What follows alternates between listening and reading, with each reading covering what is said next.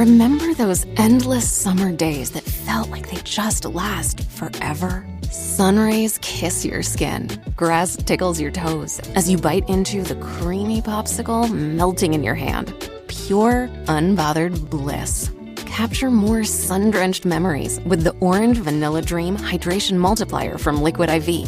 This nostalgic vanilla flavor with notes of candied orange can help keep you hydrated while savoring your favorite golden hour moments. No matter how hot your summer gets, just one stick of Liquid IV and 16 ounces of water hydrates you better than water alone. It's 3 times the electrolytes of the leading sports drink, with 8 vitamins and nutrients for refreshing on-the-go hydration. Live your summer dream with Liquid IV. Tear, pour, live more. Go to liquidiv.com and get 20% off your first order with code INDULGE20 at checkout. That's code INDULGE20 at liquidiv.com.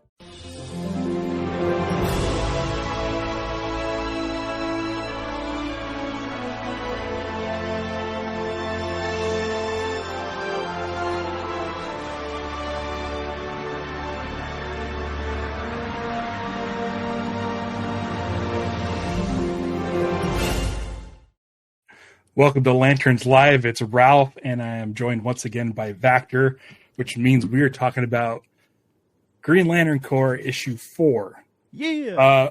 But before we do that, Vactor, how have you been? Excellent. This is the highlight of my month when I get to talk Green Lantern Corps with Ralph, the Green Lantern expert.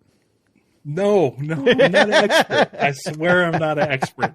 There's a lot of things that I still need to learn about Green Lantern. But I'm a massive fan. So much, in fact, that I did a live stream this morning as soon as possible because there was maybe 2 split seconds of footage of Nathan Fillion as Guy Gardner in the Superman trailer, James Gunn's Superman. What are your thoughts on that trailer? Excellent trailer. I didn't need it because I'm already super excited, but it was like, it's just lining up with everything that I want out of a Superman movie. And when I saw the guy flick of the wrist, I thought of you. I was like, Ralph is going to love this. Yeah, it's crazy. And I looked at the footage. And I don't know exactly like how good the rip is that I used to take that footage, slow it down to 50% to loop and watch over and over again, because I'll take any Green Lantern I can. But there's something weird in my footage where it looks like his hand kind of blurs and disappears. And I'm wondering if Guy Gardner is actually waving these people off or flipping these people off, because I feel like in a James Gunn movie and with the way Guy Gardner is, like, I feel like maybe this shot might be different in the movie, or maybe they shot it a certain way and then they're like, that might be pushing it too far. So then maybe they changed it. I don't know, but like, I'm fine either way. Man, now that you say that, now I want that. I want that to happen in the movie. That would be amazing. I mean, what if that's the construct too? Just coming out of the sand, hitting that truck. It has to be. No, I can't think of any other way now. Now you. Well, I don't want to set you up for disappointment. I think it's mostly that I want like bragging rights for when the movie does come out. If that happens, I want people to come back to me and say, Ralph figured it out. I'm going to text you as soon as, because he's such an expert on that. Man, that is going to be amazing. And everything I've seen so far of Nathan Fillion looks great. So I'm really looking forward to that. One of the things I noticed in the trailer upon my multiple viewings today after I did the live stream is the line where Superman says, "Hey, I'm up here," and then shoots straight up into the sky. To me, that's telling the audience, like, this is a Superman who wants to take the fight away from the people. And I know folks had a lot of complaints with Man of Steel. I was fine with Man of Steel. I actually really like Man of Steel. I didn't mind I didn't mind that he unalives Zod at all. Does not. But man, Ralph is cold. This feels like it goes out of its way to show you how empathetic Superman is. Yes. So I really, really like that aspect of the trailer. And just the whole, like, the conversation with Lois, all of that is just so good. I really, really, really like this trailer. The use of the John Williams music, the little snippets we get of Guy Gardner with Mr. Terrific and Hawk Girl.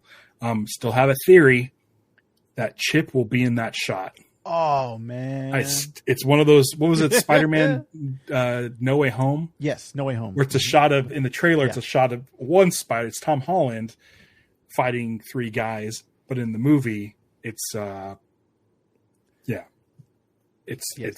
three of them. Yes. It's Andrew Garfield and Tobey Maguire. Yep. My internet looks like it's kind of crapping out a bit, but hopefully things are good in the live stream. Do you have any more thoughts or anything to talk about that Superman trailer? It just, like, everything I've seen looks like this is going to be the Superman movie I've wanted for years. So this trailer, like, all it does is just get me that much more excited.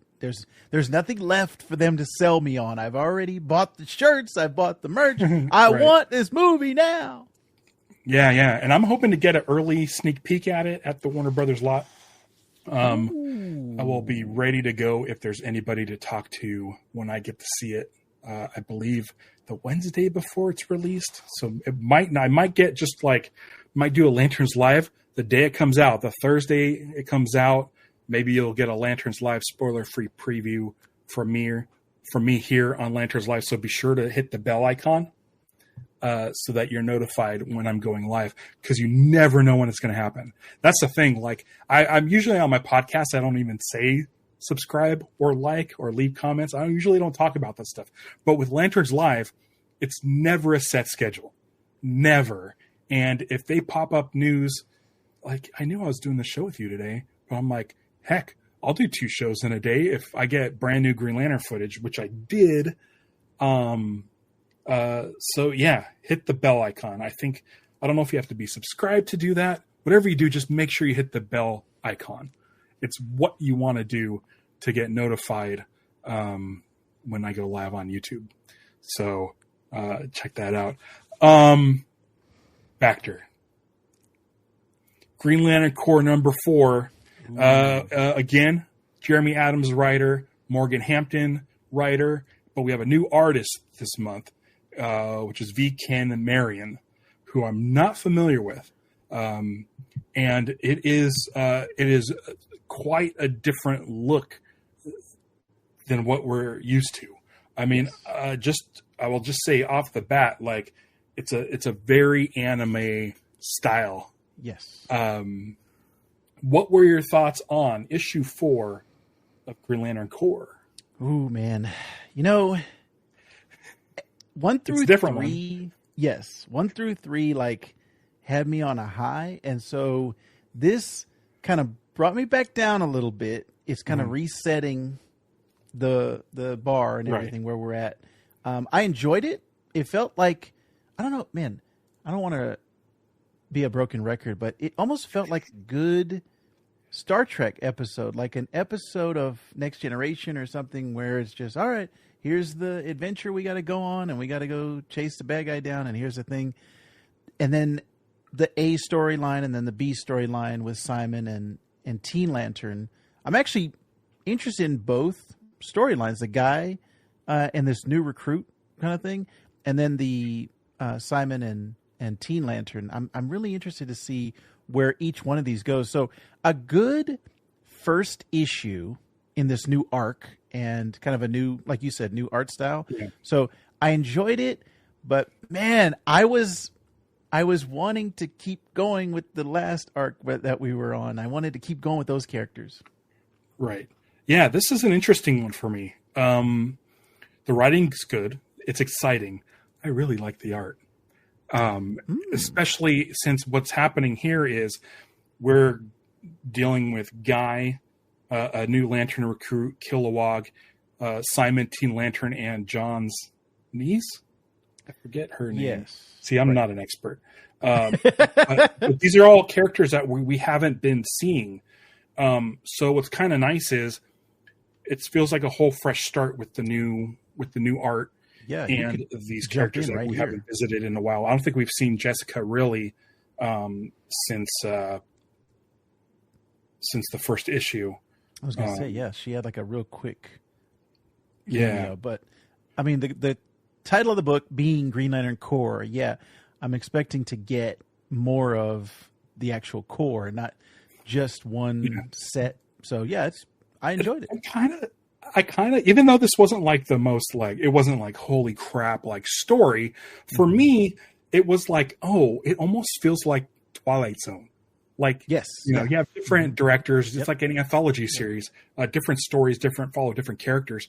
And I kind of say like, it's kind of refreshing to see a new artist do these characters. Because a lot of times when a book is going and you switch artists halfway through, now the characters that you're used to seeing are drawn completely different. Right. Whereas this one, these are all different characters. We didn't get a lot of these guys. They were set up in issue 1, but we didn't get a lot of them in 2 and 3. So for me, it really had almost a fresh kind of take. I want to bring something up real quick, and it's something that I've been going back and rereading the 90s Green Lantern books.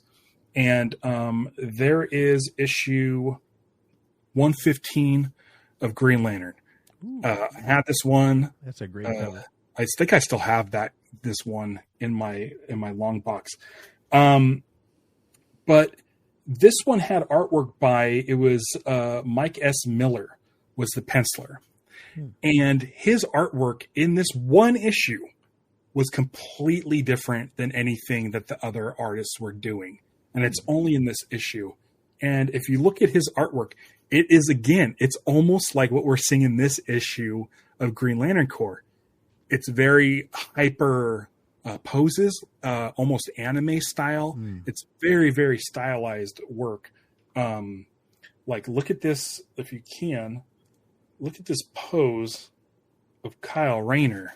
Like, it is like really, really exaggerated poses. Right. And when I read this issue, because this is issue 115, and I had read up all 114 leading up to this, when I read this issue, I'm like, man, this really looks different. This really does not look like anything we've seen before from like Daryl Banks and stuff. And it's like crazy. It almost reminds me of like Liquid Television, the MTV and stuff, where it's very exaggerated perspectives and stuff. And it like invigorated me when I read it. When I read that book, I'm like, oh, you know what? This is really cool how stylized this is. The art is really clean, and the art is really like you're able to track what's going on. There's a lot of expression in the face. And so when I was reading this issue, I'm like, oh, that feels like that issue. Like Kilowog's face is crazy. The proportions are nuts, and it's very, very expressive, and it's very, very almost, I don't want to say cartoony, but exaggerated. Yeah. And so as I was reading this book, I'm like, what is going on with the art? It's completely different than what I'm used to. And then I thought about that old issue, Green Lantern 115, and I'm like, you know what? It's almost like this. It's giving me a shot in the arm. I love the work that's being done by Zermanico on Green Lantern, and Fernando Passarin, who also did some work on Green Lantern Corps. And so we've been using like those two guys' art for the majority of Green Lantern over the last like couple of years. And so for me, when I saw this at first, it was taken aback because the very first page is this super exaggerated angle with the anime lines of Guy Gardner, and his face is very animated. But then as I started going through, I'm like, well, it's not bad art at all. it's like actually like really, really good art, and it's really clean, and I could tell everything that's going on. And I was like, you know what? It's nice. I really like the art in this issue. The story for me, it's a little like, it's essentially like guy is stuck doing this sort of escort mission that he doesn't want to do. It's a sort of what would you call that? Like an odd couple. Yeah, an odd couple. Yes. A really green recruit. And then Guy Gardner, who just doesn't put up with anything. Yeah. He doesn't put up with anything. Yeah. So you have that story. And then the other story is essentially Simon going shopping for Teen Lantern. You know what I mean? Like, yeah. It's like he's kind of like, oh, here goes. I'm going on this mission that I'm not really, super keen on. But what I found, I'm like, this is a really weird issue. Again, I'm not a big fan of Jessica being sort of resorted to like a secretary. Yeah, I was gonna say like Pam. Yes, right. Like Pam from The Office. Mm-hmm. So I'm not super down with that, and I'm like, okay, I'm not the biggest fan of Teen Lantern, and I forgot John's construct niece's name.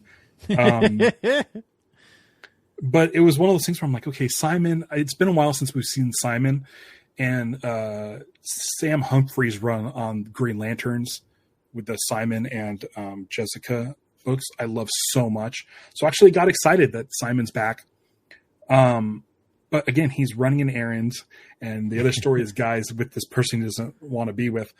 But the fact that they go to the same place, right? Mm-hmm. Are they happen to both go to both storylines are at this Starro? Yeah. Place? What was it? The dead Starro, basically. Yeah. Necrocopia. Yes, that's it. Necrocopia, which reminds me of Nowhere in Guardians of the Galaxy. It 100%. Looks like a husk. It's like a husk of a Starro that they have built a city around. Right. So I was like, okay, so this is interesting. It's interesting that both these stories, which I'm just like kind of lukewarm on, they're ending up at the same place. So you're talking about Green Lantern as a core, as a team, as a group. We now have 5 Green Lanterns, the brand new guy, Guy Gardner, Carrie, Simon, and then the construct niece of John Stewart. Yeah. So I'm kind of interested to see where this goes now. So this issue, which I was like, oh, these stories aren't going to be that fun. Kind of them converging on this place and running into none other than Evil Star is kind of exciting. Yes. And everyone, like, I feel like they all have their roles to fill, and they're all like, each one has their own strengths and weaknesses. The only one, Simon, in this first issue of this, he doesn't have a lot to do. Right. So I don't want to say it's like, oh, Simon's the worst part of this story. I haven't gotten the full story yet, but they just don't give him a lot to do. Like you said, he's kind of on a shopping trip, and he's the soccer mom almost. But right. Yeah, everyone else, it's like, man, it's interesting. Each one is kind of set up to have their own personality quirks and traits and things. And how are they going to meet up together? How are they going to team up? Because each one, by the end, there's some type of peril that each one is in.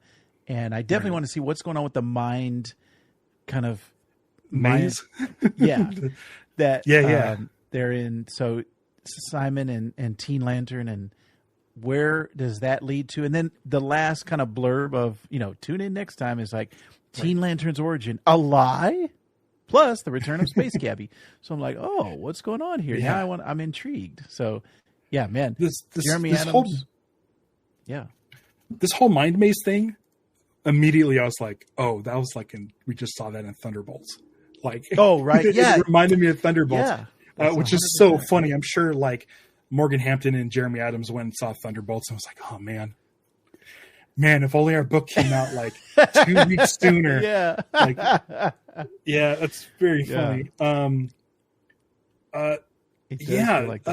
Evil Star. I haven't seen Evil Star in a long time. I don't know the last time we've seen Evil Star. I can tell you the last time I saw Evil Star was I watched an episode of the old Filmation Green Lantern shorts. There was 3 of them. They made 3 of them. I watched them here on the channel and did live running commentary. And Evil Star was one of the villains on one of those episodes, and he's like just one of those really cheesy Silver Age villains. And I love this shot. I mean, this this drawing of Evil Star is so Todd McFarlane Spawn. Oh yeah, 100%. Like they made it like the high collar and the cape and stuff. I was like, oh wow, they actually made Evil Star look kind of cool instead of and when I turned to that page, I was like, oh, I never once in a million years thought that I would see Evil Star in this book. But Jeremy Adams seems to really like reaching into the deep villain, the rogues gallery from Green Lantern's past. Mm-hmm. I know that Grant Morrison, when he did his run on Green Lantern, he tried to do that as well. And it's one of my favorite things because, you know, everybody knows Sinestro and Black Hand and like Atrocitus and all the sort of Jeff Johns creations. Well, he didn't create Sinestro or Black Hand, but it is fun that they're really pulling and taking these characters like Jeff Johns did with Black Hand. Black Hand was just like a mustache twirling villain in the Silver Age. Right. He was evil for sure, but he turned Black Hand into a whole different thing. And I really appreciated that. And it looks like they're doing that with Evil Star here. Like Evil Star is surrounded with these crazy alien goons. They're the craziest designs. And I love that this rookie is like, oh, they're big. And Guy like doesn't care how big these guys are, these guards are. And in this one, Guy uses a construct of 2 fingers to kind of poke the guards' guns out of the way. I really like that, especially on the same day we get another Guy hand construct that's very dismissive on the same day. So maybe Jeremy Adams and the folks doing this book were happy for that, as opposed to the Thunderbolts, like, oh, we got in here the same day. So if anybody who watched that Superman trailer is like, oh, I want to know more about Guy Gardner, and they see that this book came out today and got it, they'd be like, oh, that must be a Guy Gardner thing where he just like flicks people with construct hands, which it really isn't. But it is funny that it's the same day. It's a little bit of synergy. Yeah, this would be a great pickup for somebody who just watched that trailer to go into their shop and say, oh, yeah, I want some Guy stuff. Again, because this feels like a pretty self-contained book. There's no real story continuing from 1 through 3. Right. So this is, again, a great jumping on point for people who want to learn more about Guy Gardner. The only issue I have really with this book is that Guy Gardner's boots are white. It's every single page. His boots are white, and the only Green Lantern that has white boots, well, off the top of my head, is Jessica Cruz. So I don't. Yeah, they're just white in every single time you see Guy, his boots are white. It's a sticking point with me. It always is. It's the thing I always notice if they draw the ring, they forget to draw the ring, or if the boots are white. But speaking of which, I'm trying to remember back. I don't know who Cabby is. Yeah, I don't Space Cabby. That doesn't ring a bell for me. The only Cabby I can think of is, off the top of my head, is Doiby Dickles, who was the cab driver for Alan Scott. But this lantern that we see on the final page, I'm not exactly sure who that is. If it's like, is it Abin Sur? It looks blue, but it could be the lighting. Yeah. But the one thing I did notice, and I don't know if this is a mistake or not, but there is no ring on the hand. Ooh. And they are cowering behind this cloaked figure, which says, Teen Lantern's origin, a lie. So is this Teen Lantern going after Abin Sur? I don't know if it's Abin Sur because it's very blue. Right. Well, also the quote there, that's not how this happened. This isn't right. So it's clearly going to be some type of like mental projection of, oh, this is the way we wanted you to think it happened this way. Like somebody is manipulating and they're trying to get some emotion. So yeah, I think this is going to be something of it. Again, it was a lie. Like it wasn't the way it happened. Something like that. Okay. But actually, it was interesting. I just did a little quick Google search. I did a quick Google search. There was some Hal white-booted appearances in a couple places. That's not like his main look, right? But I think there's before. Funko did a line. I forget the name of it, but it was like Masters of the Universe type of figures. Ooh. But they were DC characters. Oh, wow. Cool idea. Oh, I never got one. That sounds familiar. But the hell had white boots? And I'm like, guys. Hey. Guys. We're finding out Ralph's kryptonite. It's really a sticking point for me. I had no idea. Let me show you this because I did a Google search and This is what I found. Hey. Space Cabbie. Looks familiar. It does look familiar, and I want to say Space Cabbie might have been in Justice League, some Justice League cartoons or Justice League, or even like, I was gonna say even Brave and the Bold. That sounds like something that they would throw in there. But I mean, this guy looks like the most Silver Age type of character you can get. Mm-hmm. So for them to bring this dude up, I'm pretty excited. I want to say Space Cabbie, it might have been tied to Lobo, I think. I'm not exactly sure. This is what's great about not being an expert is that anyone, if they want in the comments, please. I could go look up Space Cabbie.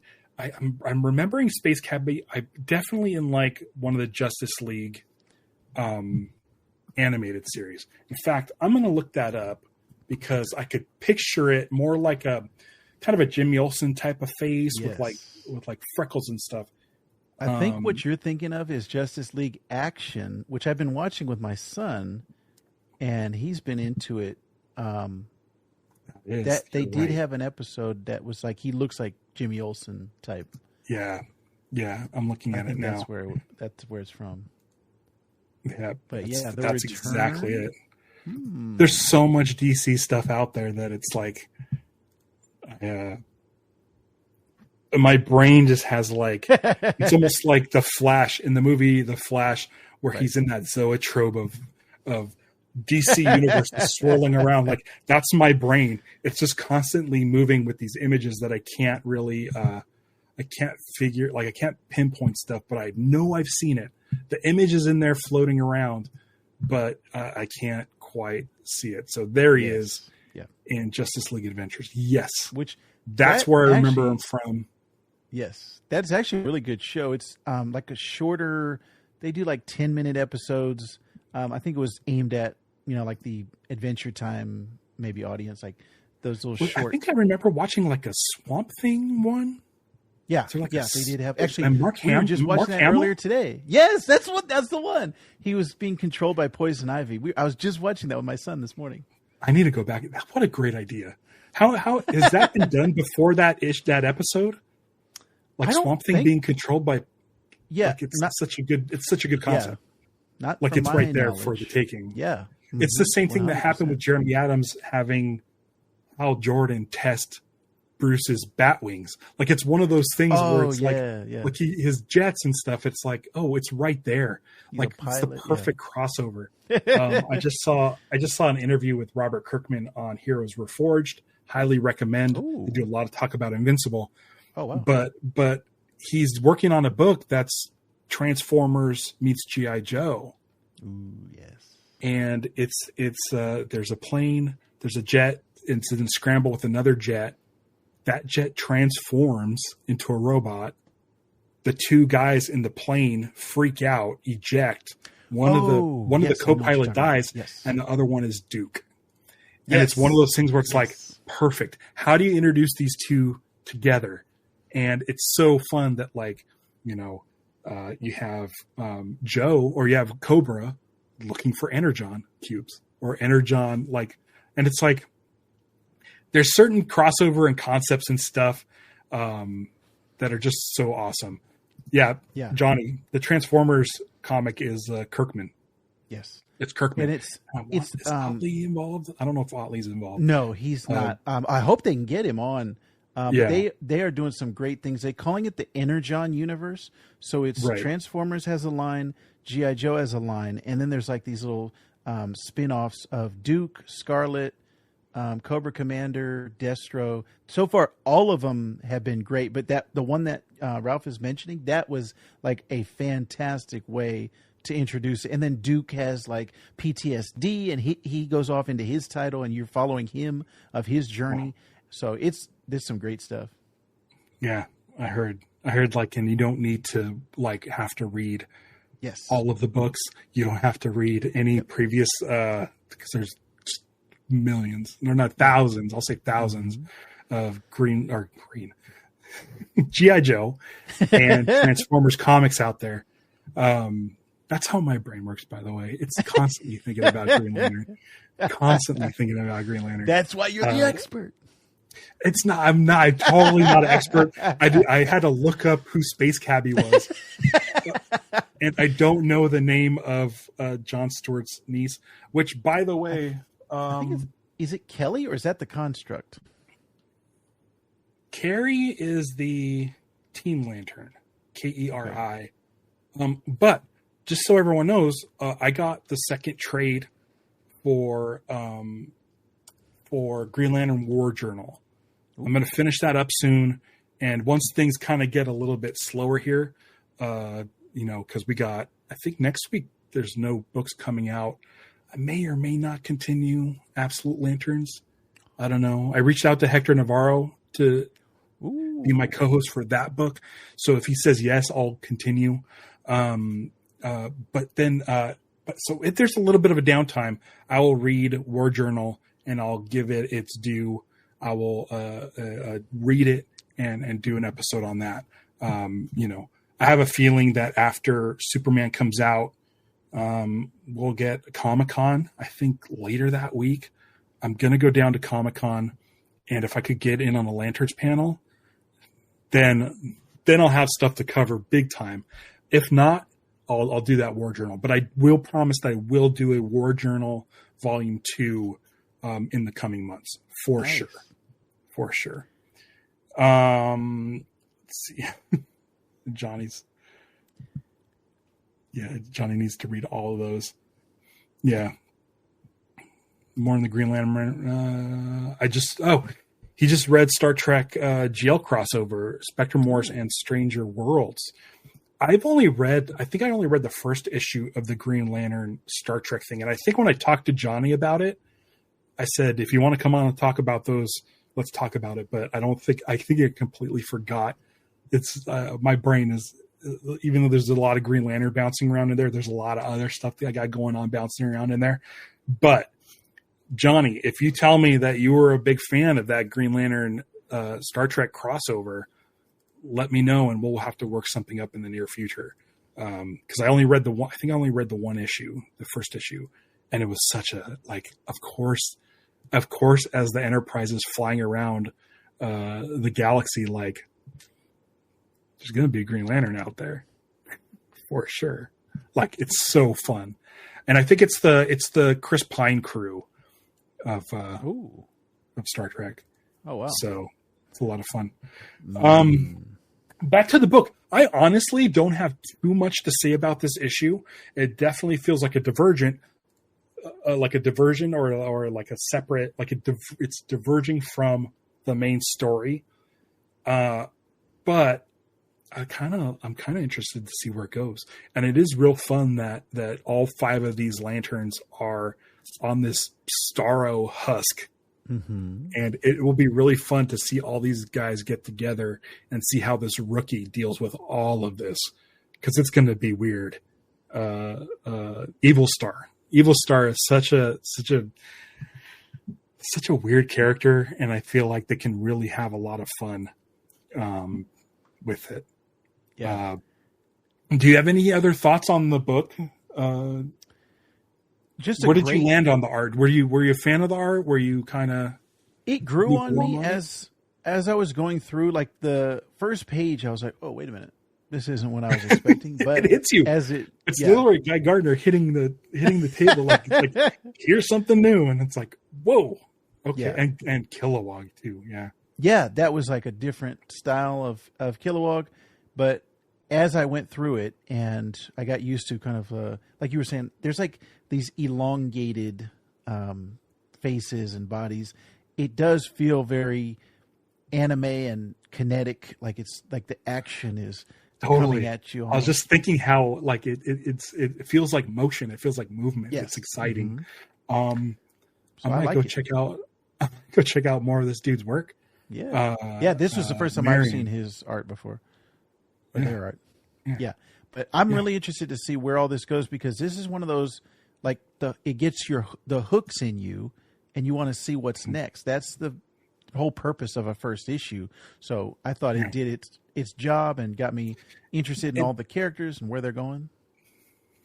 So I just finished up watching last night the show Andor, which, holy smokes, I was bawling. Have you finished it up? I am completely caught up. Dude, I was bawling by the end. When you start seeing, it's a little, I mean, this isn't really, it's a little teensy spoilers, but when you start seeing all the characters have their Rogue One haircuts, oh yeah, you're like, oh, it's happening. Mm-hmm. Oh, it's happening.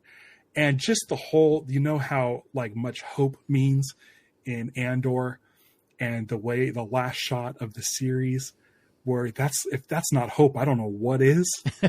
Like, I'm not going to say what it is, but if that's not hope, I don't know what is. But the thing I liked about Andor this season, and they did it last season as well, was 3 episode arcs. So we got their 3 episodes was a self-contained story. The next 3 episodes, self-contained story, each by a different set of directors for each 3 episode arc. Now, I read 3 Green Lantern Corps issues that felt very specific and very, very like one way. And now we're in the first issue. Are we getting a similar thing to Andor where we get 3 issue arcs? That would be cool. I would like that. I think it's kind of cool. The writers are the same, but if the art's different and you cover different characters, I think that could be really interesting. Because the old Green Lantern Corps book in like the 80s and stuff, like each issue was like kind of had a different vibe. And then they had the short story at the end of each issue that covered a different like lantern from a far off sector you never heard of. Your Roplop fans and your Stells and all those, your Metaphil and all those crazy Chase-Alon characters, all those guys. So it felt like a nice anthology. If this is their way of getting, an anthology series, but without having it to be one shots, I think this is a great idea. I'm hoping they stick with this 3-issue arc concept. Yeah. And we can come back later and explore more of the core. Right now, the first arc covered some of the Earth-based guys. This one covers some of the Earth-based guys. I'm hoping the next arc, maybe we do a Tomar 2 storyline, like a 3-issue Tomar 2 thing. Maybe you could bring in like a Kyle or Jessica or Star Sapphire. Let's start like really exploring what it's like to be in the Green Lantern Corps.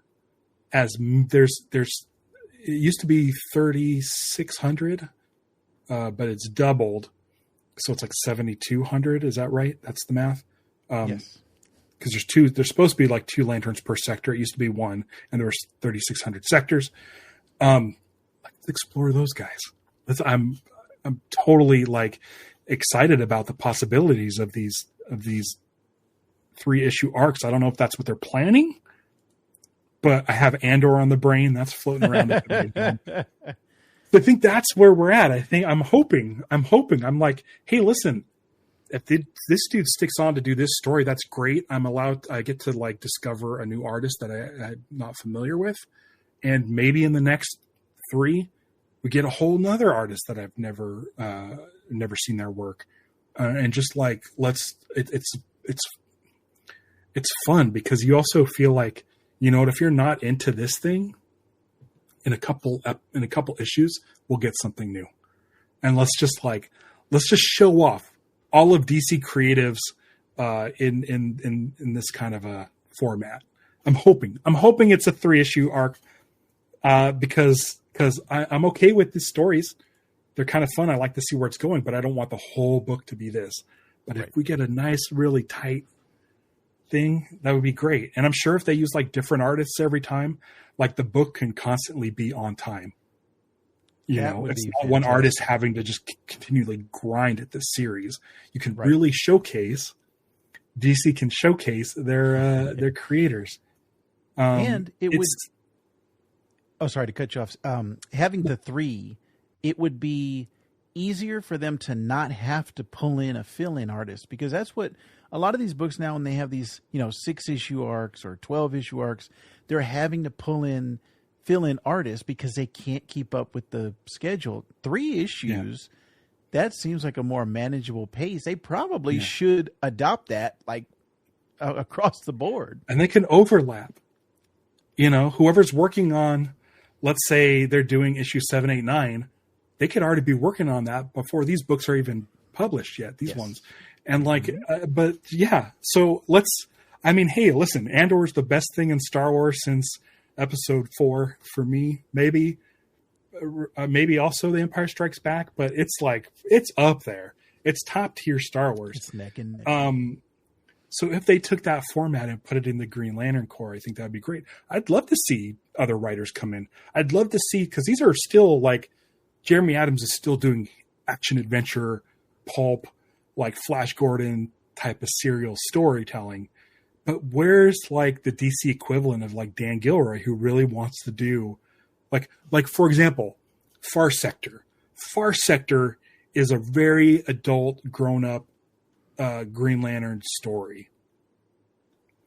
And it felt like what Andor was doing. It's like, hey, listen, here's the themes we're tackling.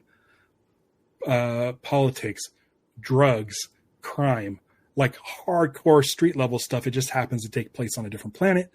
But yeah, if Green Lantern Corps is like an anthology series where you bring in different sort of voices and artists, man, this could be really fun, dude. Like this could be really fun. I think we're in for a treat. Yeah. I think this new style that we saw from the artist, his name's Marion, Ken Marion. I had it on the screen, but I closed out that tab when I looked up Space Cabbie. But yeah, it was like a bucket of cold water. At first I was just, what are we doing now? This is completely different. But now the idea of it being different has got me really, really excited. So I can't wait to dive into issue 4 or issue 5 next month. If you're available, I'd love to have you back. As long as you're happy with the book, I'm happy to have you. If you're not happy with the book, I'd still love to have you. Yeah. So we can do a point counterpoint thing. Yeah. But yeah, Green Lantern Corps, I'm still happy with it. I read this one. I was definitely more excited about the differences than I have been with Absolute. Absolute it's really tough for me to get over. Like, Hal's a toy maker, even though in the 80s he was a toy maker. Like, there's certain things where I just got to like wrap my head around it being sort of an Elseworld story. And I think I'll read 3. I was thinking about something when I was listening to your live stream the other day. The whole premise of the Absolute universe is supposed to be, it's the inverse of our universe that we're used to, and it runs on dark side energy. So if you think about it through that prism, all of these heroes are being set up and they're overcoming the dark side energy, basically. So it's like speaking of Star Trek, it's like a mirror world. Yes. So it's like, great. Okay. If you can think about it in that lens of these are the dark reflections, and you're still seeing the heroes that we know, but they've had a little bit different circumstances, and how do they rise in each one of those circumstances? I want to see if DC is going to continue this after a year. Like, where does the absolute universe stop? I'm very curious what they're going to do with that. Right. I'll do 3. And if I have to talk about cheeseburgers again, I'll do it. Dude, Stevie was kept talking about that episode. If you haven't seen my absolute Green Lantern issue 2 episode stream, we devolve into talking about these Wendy's kids meal toys, and then just start talking about cheeseburgers. It was a lot of fun, and I heard you and Johnny talking about it on his show over at Geek the F Out. Yes. Yeah. And I'm going to be talking with Johnny this Sunday on Geek the F Out, and we're going to have to talk about burgers again and stuff. So it's not out of my system. Oh, man. I'm going to tune in for that. I was already going to tune in for that, but now that you guys are going to be talking about food, I'm in. Great. That's great. Do you have anything you want to plug? This Comic Cooks? Yes, check out that channel for sure. I'm talking about comics. I'm thinking about doing something about the Superman trailer. I'm still not sure yet, but anything that's on my mind comic-wise, we're talking about it over on This Comic Cooks. And then I have a Star Wars channel where I'm talking about Andor called Trust in the Force. So those are the 2 things that are on my brain right now. Have you done a deep dive on Guy Gardner for your channel yet? No, I did a 60-second short, but I haven't done like a longer form video. Yeah. Actually, that's a pretty good idea. Well, I mean, my only idea. I mean, yeah, sure. There's Mr. Terrific and there's Metamorpho and Hawk Girl and but you know me. Yes, I did a Sentry. I did a Sentry deep dive, and right after Thunderbolts, that one has been getting some traction. So yeah, it's always interesting when you can have like a bigger mainstream thing, like a movie or a TV show, propel the characters and kind of put them on a stage for everybody. Because we as comic fans, we know, and as animation fans, like we've seen all these characters over the years, but to get a bigger audience and a bigger stage and platform, it's always fun. Yeah. Do the whole core, Johnny. Yeah. There's a lot of them. There's a lot of them. 3,600 sectors. Is it 30? No, I think it's 36. Oh my gosh. See, this is the thing. I got to stop speaking out loud unless I know something, because I sound less and less like an expert. How many space sectors in Green? It's okay, because there's always new information 3,600 coming. Okay. So 3,600. Being able to hold on to that information is really good, because there's so much new stuff coming at us every day. Yeah. All right. Thank you so much for joining me. It's been a blast. I can't wait to see where this series goes. If you guys are looking for any sort of recommendations, go check out Green Lantern 115 from around the 2000s. The artwork is really interesting. It's a really fun art style to read. Very, very exaggerated, especially if you enjoy this issue of Green Lantern Corps and the artwork, which I did. Thanks again, everybody. Again, hit the bell icon, because I don't know when I'm coming back. I feel like the Superman advertising marketing machine is in full swing now. And if we get any more Green Lantern stuff, I'll be there to chat about it on Lanterns Live. Thanks again to Vactor. Thanks to everybody in the chat. Until next time, beware my podcast. It's Lanterns Live. Bye.